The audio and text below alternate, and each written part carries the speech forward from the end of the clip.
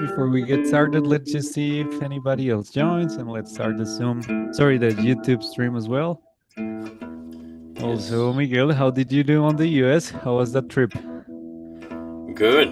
Good. It was amazing. So I That's was great. visiting Nashville, Yeah. which is, it's called Music City. So there's Yeah. a lot of, music going on, a lot of record labels, and there was this festival, the Americana Fest, going on at that moment. So yeah, a lot of live music, amazing musicians. So it's a really cool place to visit. That's so cool. Yeah, I saw your videos. It was pretty cool. That's great. Yeah, and I had a layover in Medellin. Oh, yeah. Remember What I a sent shame you we the couldn't meet. yeah, Yeah. but I was just in the airport for Yeah, what a for a shame. I would couple have hours. went into the airport just to have a coffee if it was Bogota. What a shame. Yeah, Yeah, I actually live very close, so yeah, hopefully we'll get to do it. But yeah, without yeah, further for ado, sure. again, guys, welcome. Owner Dave, good to have you here, guys. Also, the people on YouTube, welcome to today's lesson. This is gonna be Technique 101, so it's gonna be a pretty fun one. There's Colin. um, yeah, technique is a fundamental part of guitar playing. It goes across any style you can think of, any type of guitar, like it just goes through acoustic, electric, whatever type of instrument you'll take a look at. So technique is always a very important aspect to take into consideration. So yeah, with that in mind, I have a couple of ideas already, but what about you, Miguel? Where would you like to start? Yeah, I was thinking that maybe we can start with a couple of technique exercises to give you some ideas for your practice routine. Maybe we could. I was thinking to divide it in, left hand exercises, right hand exercises, and then some exercises that combine both hands, and so we can put everything together and synchronize, both hands. So yes, as Juan was saying, technique. It's pretty important. It can. Some people are more more into technique. Some other maybe don't like much playing exercises because some of these exercises might not be very musical, right? Because we're just playing, I don't know, maybe some stretches or maybe some, I don't know, some weird patterns that that doesn't sound very good, per se. But yeah, the important thing to have in mind is that anything we play when we're strumming or we're playing a solo, we're improvising, we're applying these techniques. We need some skills, some technical abilities in our left hand or right hand to be able to play the instrument. And especially when we're improvising or maybe we're composing, we have an idea that we need to trespass that to the instrument, and that's when we need that technical ability so we can express ourselves more freely, so we don't have this wall that that's holding us. If our technique is not good enough, we won't be able to play maybe things that we were imagining and that we would like to play, or maybe songs that are already written. And so that's when it's important to practice technique, to include it in your practice routines. If you don't have already some kind of technique exercising in your practice routine, we will give you a couple of ideas. So yeah, why don't we start with some left hand, or let's say fretting hand. So for some people might be the right hand, for some others the left hand. So our fretting hand. So for our fretting hand, we need a couple of things. So we will need some strength, to develop some strength, to being able to fret the strings properly. We will need maybe some flexibility to be able to play some stretches, some scales, maybe some chords that require this stretch. And we also need independence. When we are just starting learning to play the guitar, we might not be able to to move our fingers independently. And that's something that we will need to develop when playing the guitar. So I would say those three things are kind of the main skills to develop. And let's start with an exercise that we use a lot here in the GuitarZoom Academy. You can find also some videos by Steve talking about this. That is applying the hammer-ons and pull-offs. So a hammer-on is when we pick one note, and the next note we don't pick the string again, but we just actually hammer. We hit the fretboard, the string, with the next finger, and we produce the sound. And so I'm picking just one of the notes, and the next one I'm just hitting the fretboard.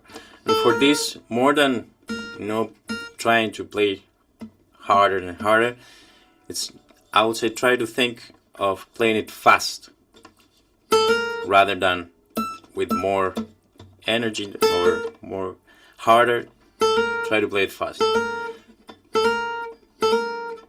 To get with your finger quickly to the string. And the other movement that we're going to use is kind of the opposite, let's say, because with a hammer-on we go up in pitch, and with a pull-off is when we kind of pick the string with our fretting hand. So we're just kind of pinching a little bit the string to produce the sound, and the note that's it's sounding is the one what we're fretting with the other finger. Alright, so if you can see there.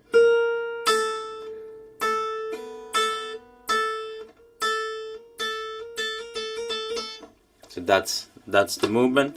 And when we combine both of those techniques, we can create kind of like a continuous movement with our fingers, playing a hammer-on, pull-off, hammer-on, pull-off, hammer-on, pull-off.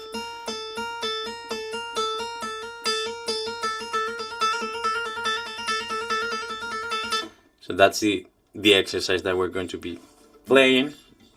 And there are different ways to practice this. One way that we use a lot here in the GuitarZoom Academy is what we call the 20-second drill. So you put I was going to say a metronome, but a timer for 20 seconds, and for those 20 seconds you're going to play that hammer-on pull-off as fast as you can. So no metronome, just try to play it as fast as you can.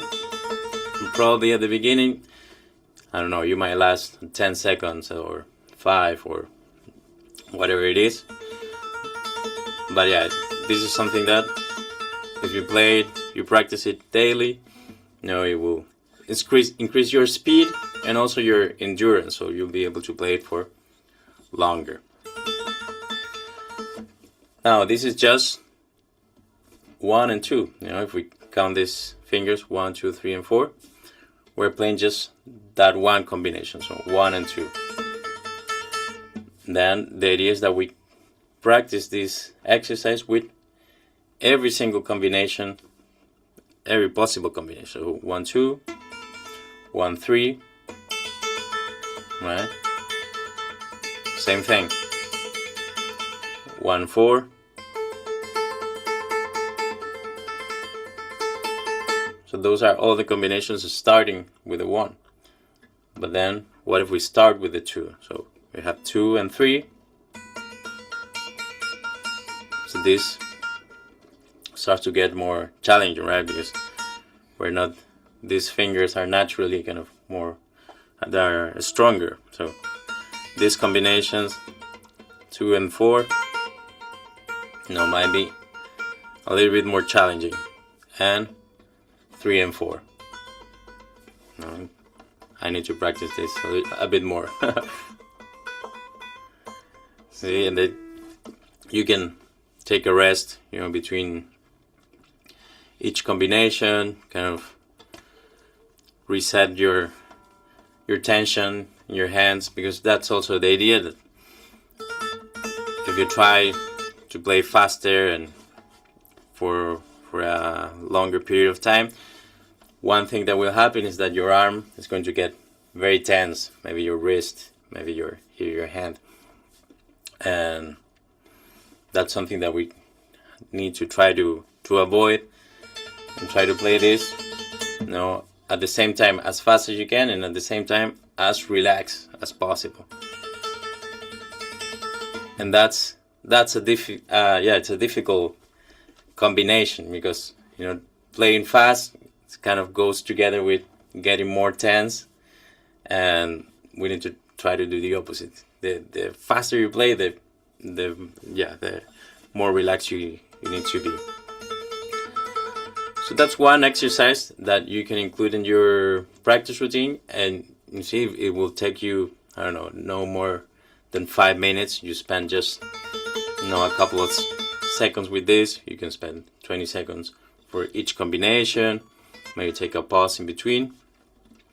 And I guarantee you that if you practice this daily, in a couple of weeks, you will feel the difference, and your fingers will be stronger. You will have more dexterity in each finger, especially with these combinations. So 3 and 4, 2 and 4, all the combinations that don't include the 1. So do you have any tips for this one? Yeah, definitely. These are some finger exercises that we actually, or at least the way I knew them, was by a course by Steve that we have here on our classroom. But I find them very useful, not only to work as this technique of hammer-ons and pull-offs, which is called legato, right? Which is what we were just doing, like this. You just are not doing anything with your right hand yet. Just hammer-ons and pull-offs with every different finger combination. Right, we can be creative with that.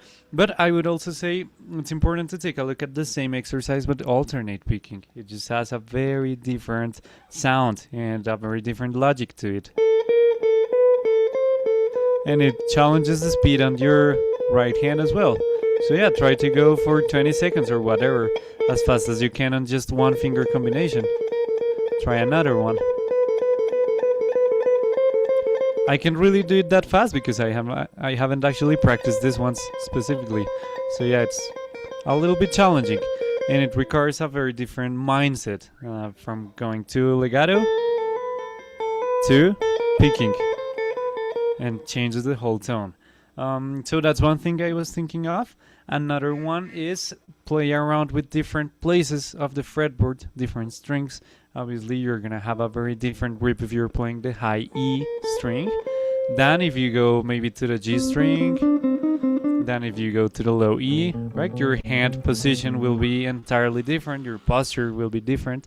Also, not only change strings, but places of the fretboard. You need a wider grip here, lower on the fretboard, as opposed to here, right? The frets get smaller and shorter as you go up. So the feel you get over here is absolutely different than the one you get here. Right? You need a very different hand angle, a lot of variables. So try around different strings, different places of the fretboard, try around playing with legato and alternate picking. Also, coming back to that alternate picking idea, if you're only using patterns of 2 notes, you'll always get the same kind of binary alternate, like down, up, and it's gonna be always like that. But if you maybe try out a pattern of 3 notes, you start to get like an inverted pattern. So look, if I do, for example, fingers 1, 2, and 4, I get 3 notes, right? So if I start with that downstroke, that's gonna be down, up, down. The next time I start around, I'm gonna start with an upstroke, right? So I get both kind of directions on the same exercise. Down, up, down, up, right? So we get also used to that unevenness when alternating. So yeah, that's an exercise I can think of. Also playing around with legato and alternate, and also play around with different finger combinations. So that was just using 3 fingers, right? We could do this, we could do this. 1, 3, 4. We could do 2, 3, 4, 2, 3, 4. We could use the 4 of them. We could use the 4 of them on different orders, right? Or we can get really creative. It's at this point like very mathematical. You can just explore different possibilities. They are not endless, but there are a lot of them. So you can just get creative and try around different variations of the same exercise, and all of them will work. With that said, I do not actually like this kind of exercises, as Miguel was saying at first, because they sound like very mechanical, just as exercises, at least for me. I always like to incorporate this kind of stuff in context, which is something I'll touch on later. But yeah, for now, I think it's just important to do this once to focus on your execution, like to actually notice what are the motions you're doing with your hand, how are you executing them, make sure that your grip is very light. Now, this is also something I wanted to touch on later, but this is something I call finger placement, which is the fretboard has frets, right? So the frets are these metallic bars that you see over here. So when playing any note on the guitar, look, if your finger is too far away from the fret, you'll either get a muted note or a buzzing sound like this. If you go over the fret, you get a muted sound. But if you're right behind the fret, you get a very clean sound without needing to apply much pressure. It's actually a very light pressure that I need to do here to produce a sound. So I would say initially just try that out with every finger. Get used to always playing on that place of the fret. That makes things very, very easy. And with that in mind, apply this for anything you play, whether it's an exercise, a scale, a riff, a melody, a chord, whatever. Always make sure that your fingers are right there. So for instance, when I'm doing this, as you can see, both of my fingers are right there behind of the fret. If I were to do this, right, doesn't sound as clean. But if I go here, it sounds very clean and it's very effortless. And that also helps your grip to be very relaxed when you start to speed it up, because you're not gripping too hard on your left hand. So yeah. Also, one last thing I wanted to say. Again, this is something I think I will expand on later, which is speed. But this is like an anecdote I always like to share. And it's that I was transcribing when I was in college. I was transcribing a solo that had a very quick phrase. And I just didn't know how to get to that speed. So I was talking to a guitar player that I really admire, that he was also studying, and he played way faster than me. So I asked him how to approach that, and he said, look, it sounds dumb, but playing fast is the same as playing slow but fast. So yeah, basically the same kind of relaxation we can have when doing this is exactly the same we will need when doing, right? We need to have the same kind of feel. It's just the same notes, just at a faster rate, but it's gonna be the same principles, the same relaxation, the same lightness. We shouldn't tense ourselves when speeding things up, okay? So I always recommend you guys to start very slow so we can really control every little detail of our execution, and then we can start to speed it up, but keeping the same mindset. Right? So yeah, that's like a little thing I wanted to throw in here. With that said, guys, are there any questions so far, or how's it feel? This feeling? let us know, please, if there are. Also, we just wanted to share with you the link for applying to our academy if you're interested into taking your guitar journey to another level. This is the kind of stuff we do over here constantly, like lessons, live classes, live interactions with us. We also do personalized assessments on your goals and just make sure that we assess you and point you in the right direction that you want to go. So, guys, in case you want to apply, please consider joining that link. I think actually David over here on the call already booked his call. I think I've seen your name if I didn't talk with you already, so thank you for that. And yeah, whoever's interested into just taking this to another level, please consider joining that link. I'll also leave that on the YouTube chat, and I'm just gonna check that one as well in case there are any questions so far. With that in mind, yeah, let's continue. So those are some exercises for our left hand. Do you have something else there, Miguel, or do you want to move to right hand? Yeah, one that I personally practice a lot was one for finger independence. That and it works not only in the independence of each finger, but also in the tension of the hand. So it's an exercise I took from a book. It's called Pumping Nylon. It's kind of like a classical guitar exercise, and it's basically this. So we'll place our fingers over the third string. I'm here on the 5th fret, but it can really be any fret. And we're going to place each finger on a different fret. So I'm playing 5, 6, 7, and 8. But I'm not fretting, and I'm not actually fretting the string. I'm just gently just touching the string, and the idea is to keep this lightness in our fretting hand all the time. So now that we have our fingers placed there, we're going to start with the index, so with our finger 1, and we're going to move up to the 5th string, and we're going to actually play that note. But here, these other 3 fingers, they need to stay as light as they were at the beginning, light as a feather, and not fretting those notes, just barely touching the string. And so we need to have only a little bit of tension here, enough to produce the sound, to play the note, and no more than that. Now we're going to lift our finger and go to the 2nd string, all in the 5th fret, and we're going to do the same thing. So we just play that note. So we're dissociating our fingers. So these fingers are very light, that they don't have any pressure, any tension, and this one has a little bit, just enough to produce the sound and play that string.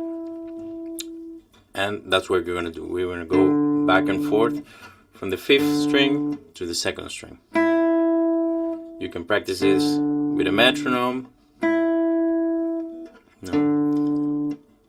and being conscious of that at the beginning. You might have to take it very slow to kind of unlock this dissociation of the fingers. And it's also a bit of a stretch, right? Because we're keeping these fingers kind of in the middle of the fretboard, and this one is going up and down. Once you're comfortable with that, we can expand a little bit the range of the movement of the index and go to the 6th string and the 1st string. 6th string, 1st string. And the way I like to practice is I put a metronome. For example, it can be 60 or whatever tempo you feel comfortable with, and I will play 5, 2, 5, 2, and now 6th string and 1st string.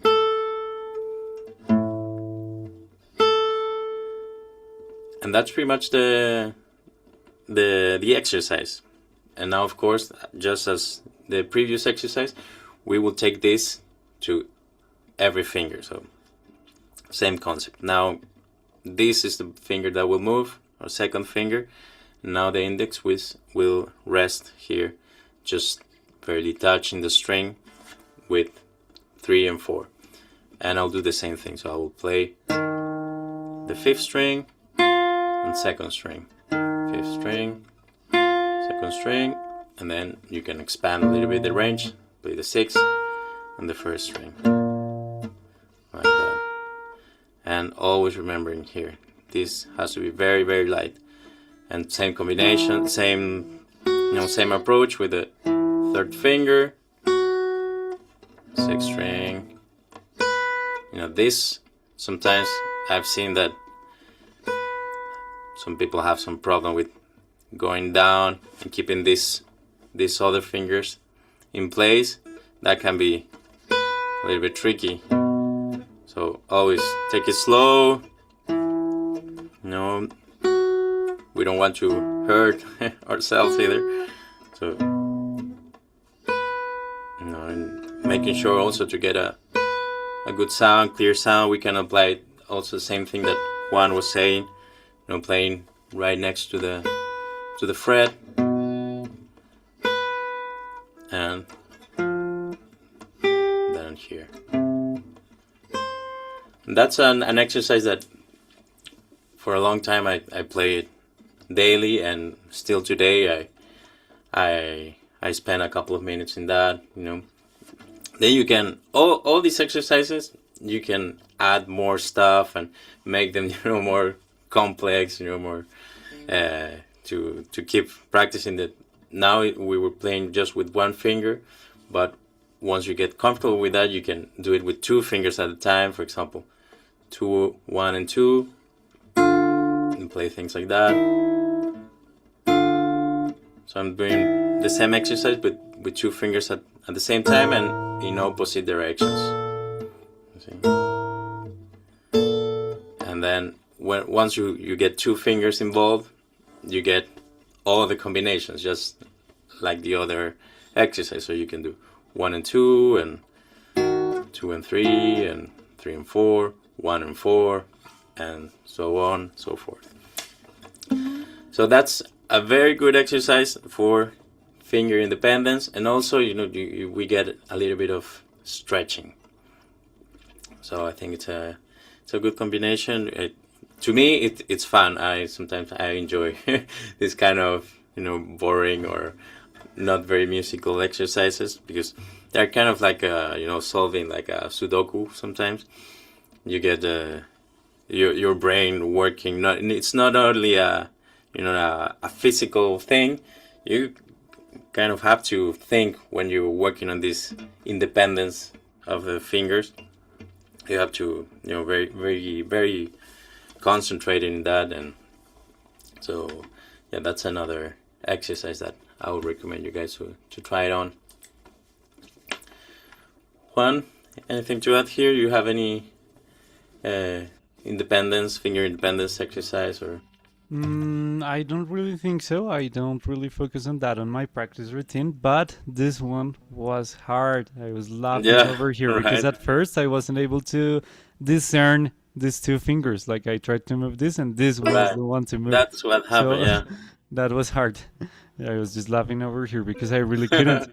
I struggled there. Yeah, it's like a game I used to play as a kid. I don't know if you played, but it's like when you cross your hands like that, and then you turn them inside, and someone will ask you, okay, move that finger, move this finger, and when you're like this, it's like it's all crossed, so you don't know which one is the left, which one's the right, what's the index. So it's kind of a fun it felt fun like exercise. that, like how can I not move this one? It felt like that for a bit. So that was funny, but that's a cool exercise. I just had a little parenthesis, and it is that we said a couple of times these exercises can sound a little bit mechanical and like exercises, not so musical, but I just wanted to add that subjective when you were doing this one, right? I personally think this sounds like a riff because you expanded it here. So I just was writing over here kind of, this is a riff. right? Based on the same principle, I just wrote a riff. So yeah, we can get creative and we can be the judges on how musical do we want our exercises to be. Although they can sound like very funny patterns, those on itself are still sounds. So it's entirely subjective. We can be the judges on this can be music as well, and there's nothing wrong there. So yeah, that was just a little parenthesis. Yeah, I really like that riff. It sounded very cool. But yeah, with that in mind, yeah, I don't have much finger independence things, but I do have another one that I think is useful, and this starts to link a little bit with that thing we mentioned on applying context. So first, I'm just gonna go back to those finger exercises we did at first and just trying different combinations, but then I'll link this to a context. So let's say that we were doing, again, I don't know, fingers 1, 2, and 4, right? So when we did this before, we were only using one string at a time. So we were just doing or whatever like that. So check this out. We can expand that to all of the 6 strings. We get kind of a scale sound, although this is not really a scale, or could be, but yeah, we're just thinking of that pattern. We can expand that to all of the strings, right? That on its own is very interesting because, as we said before, if we're alternating, for example, down, up, down, the next string will start on an upstroke, the next one on a downstroke, the next one on an upstroke. So we always get those 2 different patterns: up, down, up, down, up, right? So it's a very useful exercise for training this string skipping plus alternate picking. Those 2 things are very important to practice. We can get creative with this. For now, I was just playing alternate picking. We can do legato, right? Hammer-ons, pull-offs. We can speed it up, obviously. We can string skip. So instead of going from the low E to the A string, we can go from the low E to the D string, for example. Now A string to G string, right? It's like grabbing a pair of strings that are not together, but you leave one in the middle. That's just an exercise I like to do sometimes. We get a very interesting intervallic sound.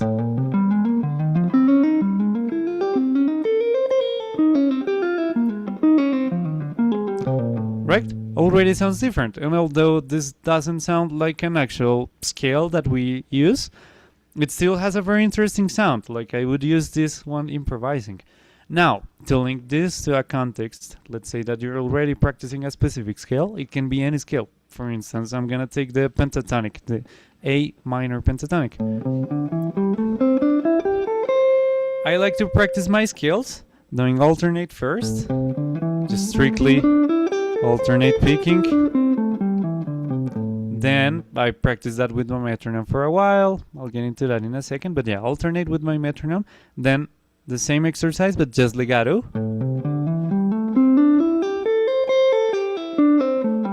Right? It has a different sound than picking all of them. So I do both techniques. And with my scale, I also sometimes practice that string skipping thing. So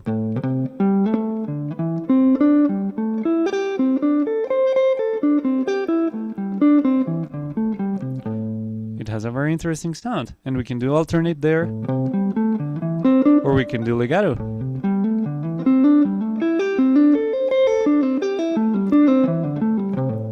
That on its own, although it's a technique exercise, that's already something we can use. So for instance, for my improvisations, I do use this one.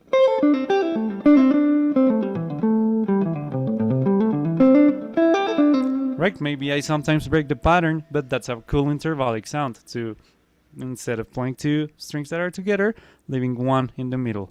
That's a very cool wide sound to it. So yeah, that's starting to get into the context aspect of things without stopping to link it with what we're practicing. We can expand this for any scale. For instance, if you're working on your, I don't know, G major scale, which looks like this, we can do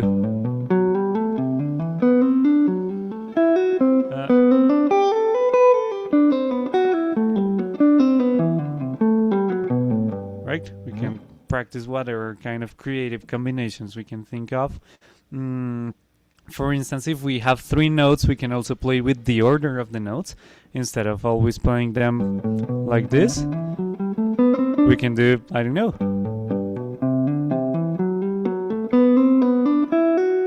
Well, right? We can get creative. Like, the invitation is for you guys to explore what different possibilities you can think of on the very limited resources that you have in front of you.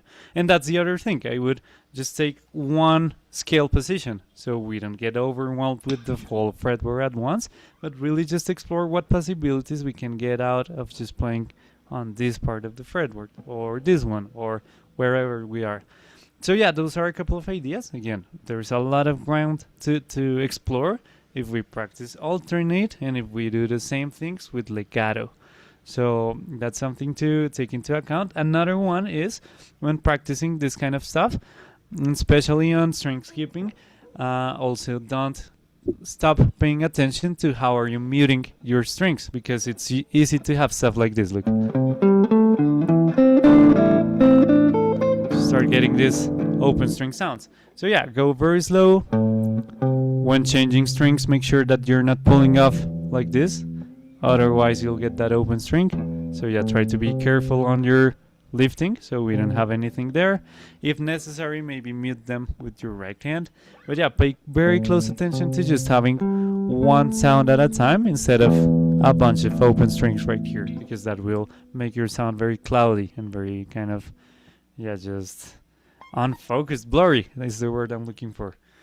So yeah, those are some ideas I have so far. How's this feeling, guys? Is this making sense? Awesome. Okay, just let us know if there are any questions. Awesome. So yeah, let's move on. Miguel, what do you have in mind apart from this? Yeah, for example, for exercises like that, when you get string skipping involved, sometimes I like to forget about the left hand or the fretting hand and work on only the right hand, because if we're starting playing this string skipping, or we need to get our hand to kind of memorize that the position of each string in the guitar. And I think it's a good exercise to, for example, play a pattern like this, so 6, 4, 5, 3, 4, 2, 3, and 1. So I'm skipping one string, going up 1, skipping,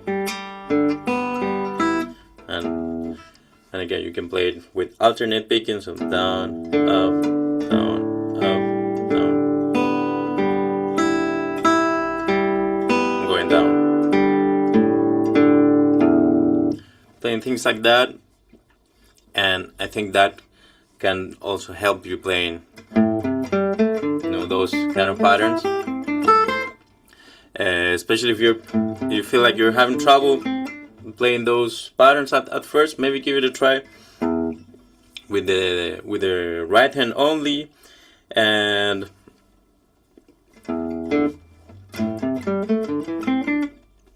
what I was going to say, so yeah, just that's something that I also practice. For example, if there's something I'm learning a solo and there's a one line that I cannot play, I try to do that, to separate both hands, and that way also you can really focus on, okay, what is going on here, because sometimes we're playing a solo and we don't even know if we're playing alternate, if we're repeating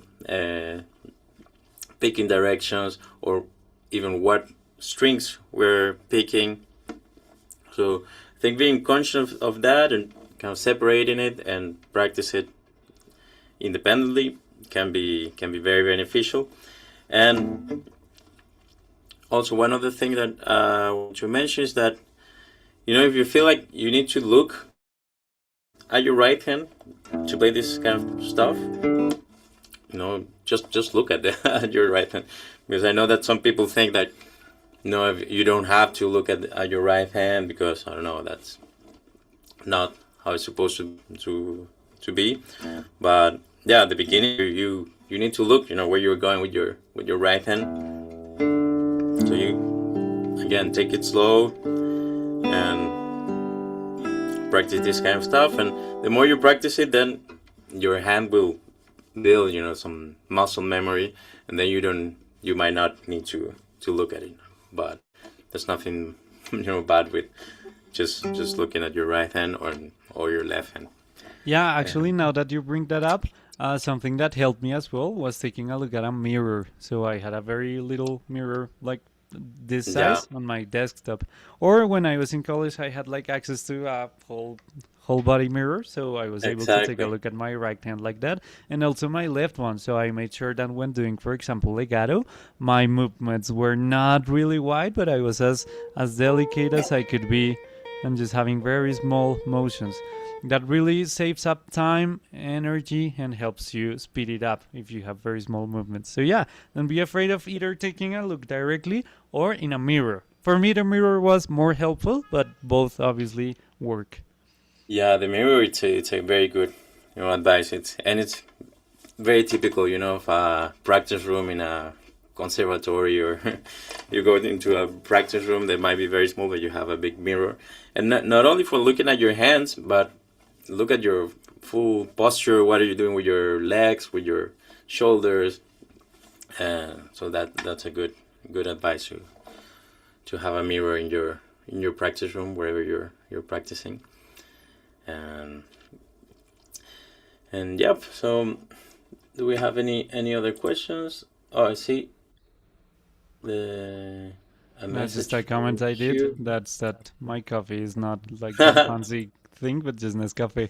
Oh, okay. but I thought you were um, drinking some no, Juan that Valdez or something. that would have taken some time. But yeah, I had another idea, and it was a little bit related to posture. So we'll get into the posture talk in a second. But basically, I wanted just to say, when practicing, not only technique but anything on the guitar, guys, make sure to take breaks, because when practicing, it's very easy to slouch, like to get your shoulders like a curve, to have your neck really bent forward.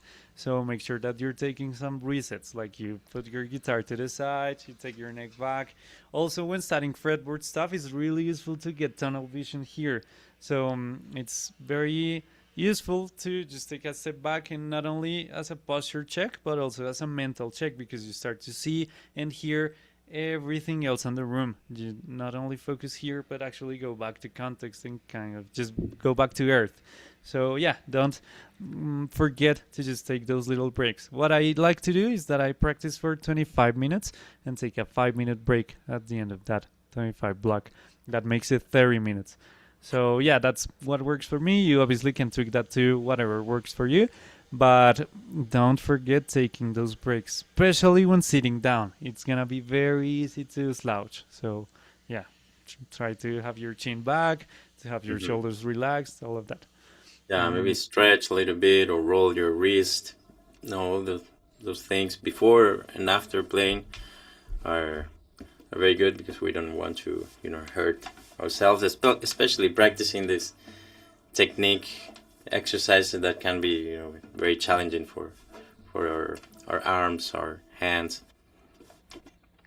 Yeah, and also for your mind, it's useful to take those breaks. I remember when I was practicing very challenging solos and really had like a solid block of time on just one phrase, I just wasted a lot of energy there. So I ended up really tired mentally. So it was very useful to just take a break, take a look at the window, be in silence for a couple of minutes. That really helped me. That way, when I got back to guitar for my next block of practice, I was more effective actually, because my mind was reset. So yeah, those breaks are gonna be crucial. I feel if you practice continuously without a break, your progress goes like this, and then you hit a plateau and actually start decreasing your progress. But if you take a break, you stop it right here, so you can just go back to going up. That's just my take, but that's what I've noticed on my progress, and it really made a difference. So just wanted to leave that out there. Now, with that said, I also wanted to mention a couple of things related to posture. So the first one is, if you're sitting down, there's a lot of variables here. So look, one of them is on what leg are we supporting our guitar.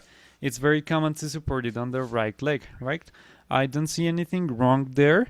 I just feel maybe this shoulder could be too internally rotated, especially if you really take a while playing. Like if you play for a long time, it's gonna become a little bit uncomfortable over time.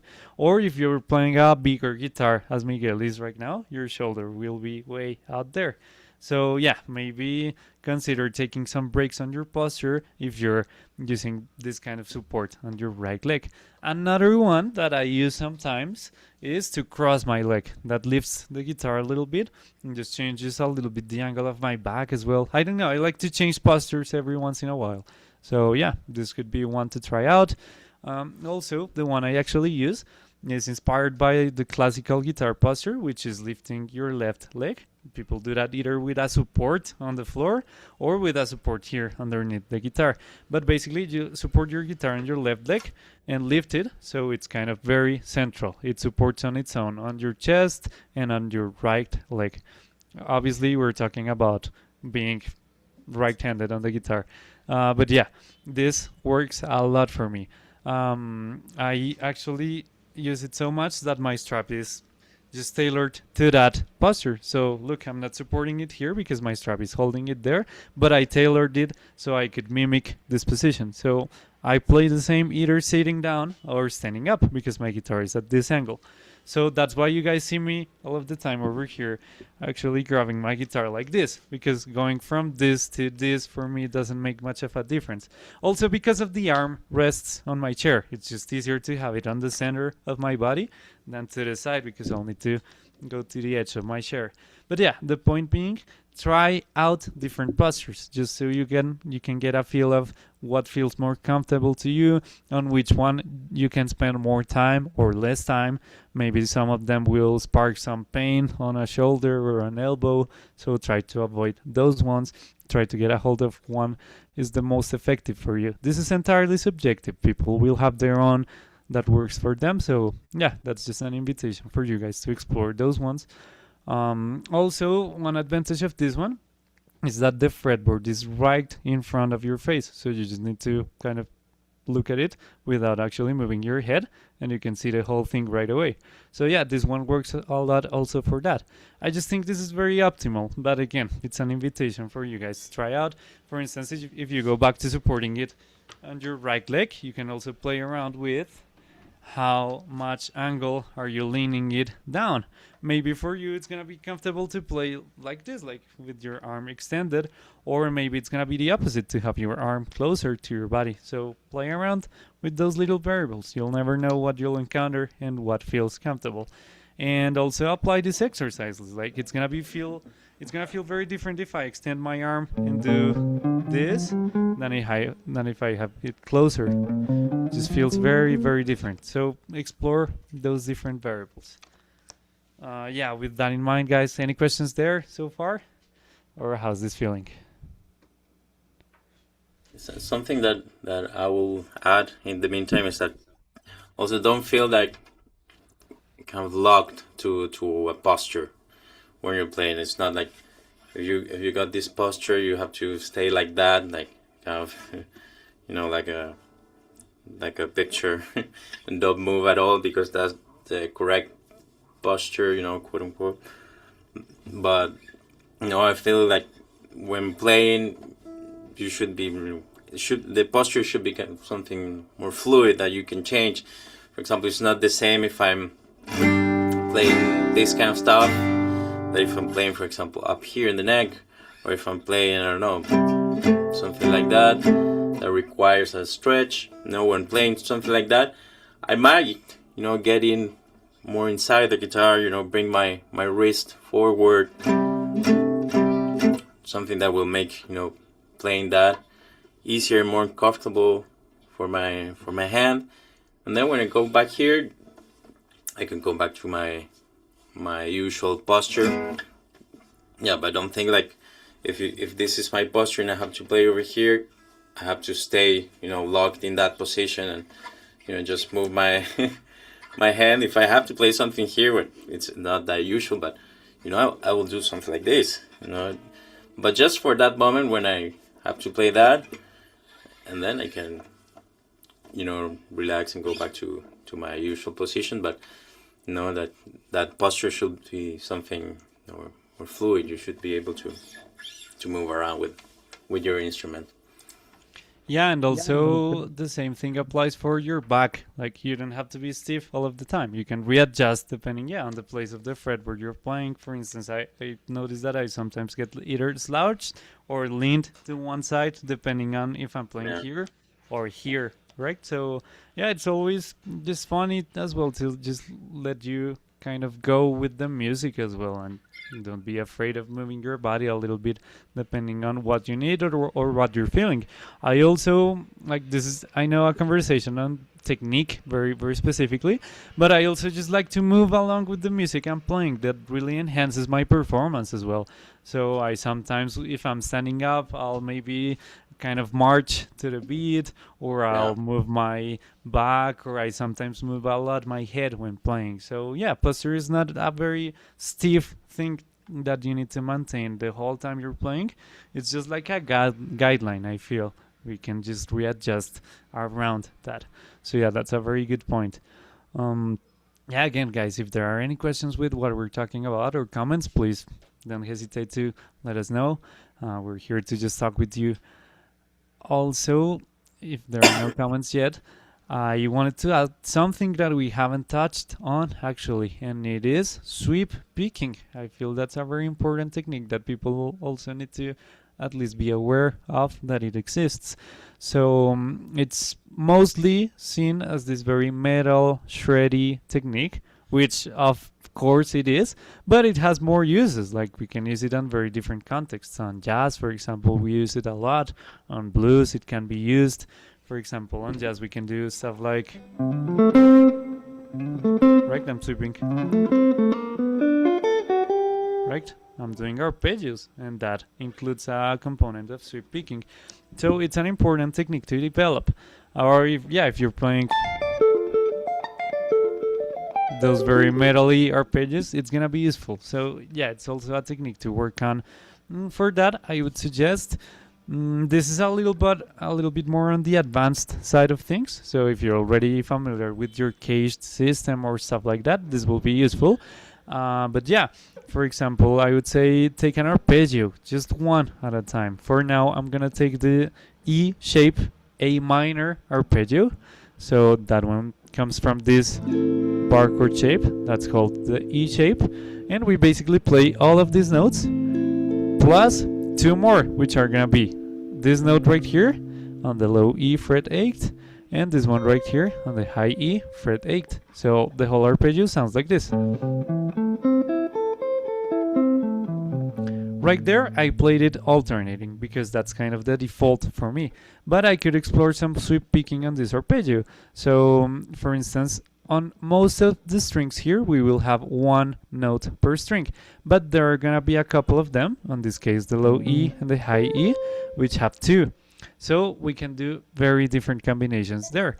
One of them can be, we can start with an upstroke, then downstroke, and sweep from there, right? Up, down, down, down, down, down, down.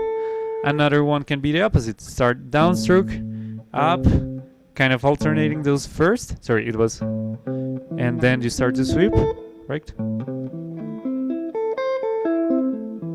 Or you can do legato, right? Hammer on.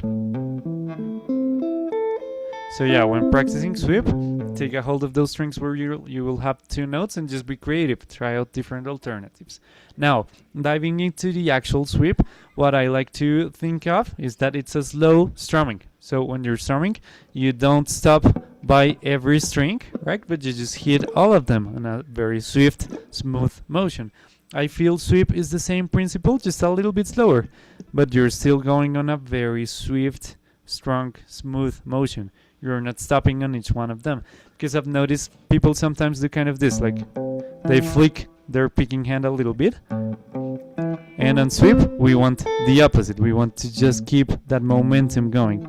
So what I like to think of in that case, it's to kind of pick and already support your pick on the next string. Right? I'm supporting it always on the next one. That helps me continue that movement. And that's the principle we can apply both ways. If I'm doing upstrokes, right, I'm supporting my pick on the B string, now on the G, and like that. I'm always kind of resting on the next one. Kind of, this is the string I'm picking, this is the next one, I do this and support my pick on the next one, and always like that. That's what I'm doing to keep that swift motion going. So yeah, that's in case you guys are interested into sweep. Yeah, with that in mind, Miguel, do you have maybe another comment on that technique? Yeah, sweep, it gets kind of involved in the economy picking as well, right? It's the economy picking.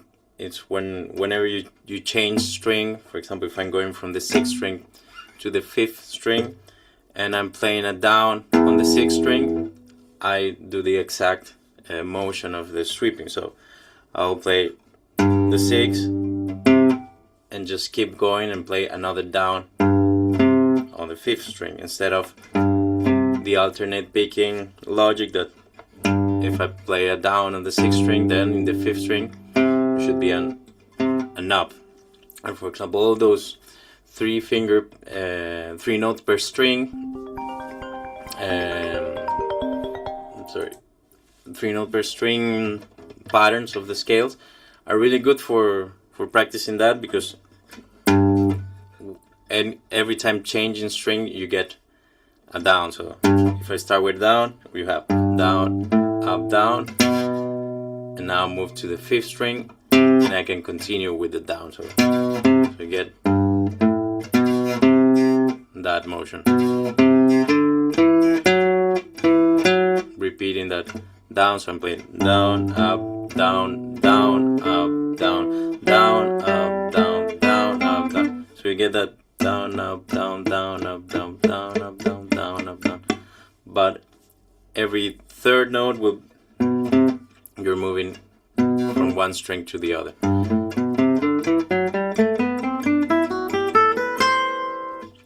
And you can do it also in the opposite direction, going up. So up, down, up, up, down, up, up.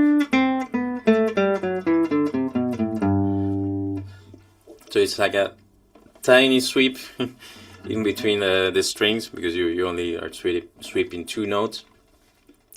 But yeah, that's a technique that for some of you might be very useful, because it kind of skip that problem that happens when we have to play alternate picking between 2 strings, that you might get kind of trapped in between 2 strings if you have to play a down and then an up in the other string. So you just keep going with that. So that's another technique that can be practiced. It's similar to sweeping, and yeah, it's not only a heavy metal thing. So yeah, that's awesome. And one last thing I would like to add to this lesson, it's, again, I'm a very huge fan of alternate picking, so that's kind of my default always. I always practice my scales and my patterns and whatever with alternate. That's my go-to. So with that said, it's very common to start always on a downstroke. So if you do that, it's gonna be easy to get used to that pattern. But if you ever encounter yourself on the opposite scenario, where all of the directions are flipped, it's gonna be very challenging to play because your hands are not used. So I would recommend you guys, if you're starting always your scale on a downstroke, practice it the other way around as well. Start with an upstroke. Everything feels very different. Try it out and you'll notice how different it feels. Also, sorry if you're hearing some honking. There's a lot of traffic over here. But yeah, the invitation is practice both ways. For instance, on the pentatonic, it's very common to do down, up, down, up, down, up, and so on. Not so common to do up, down. So every time you change strings, you're hitting an upstroke. Feels very different. Right? both are gonna be useful, especially if you improvise. You'll need to have control over both. So when the time comes to using them, you won't really think about them because your hands already know on which way to go on either scenario. So yeah, that's the last thing I wanted to say with that in mind. Guys, are there any questions so far or any comments? Also, if not, I just wanted to thank you guys for joining the lesson. Today was a very fun one. We hope it has been useful, and we'll just leave you guys the link one last time for you to consider applying for our academy if that's something you're interested in. This is the kind of stuff we do every day, and we dive deeper into what you guys individually need and just try to point you in the right direction as best as we can. So yeah, if you feel that's something you are interested in, please consider talking with us. We'd love to hear from you. So with that in mind, guys, thank you very much again. Hope you have a great weekend. We'll be announcing the schedule for next week, I hope on Monday. So stay tuned on the calendar in our communities to see what cool topics we'll cover next week. And yeah, thank you, Miguel, as well for your time. It's been fun as always. Yep, and yeah, hope you guys have a good one. Bye bye. Just wanted to say that it's great to hear that a couple of you, it's the first time here, first lesson on the on the free school of the academy. So yeah, welcome, and yeah, keep coming. So pay attention to the schedule each week, and yeah, thanks a lot. So yeah, always cool to see new faces. So hope to see you again.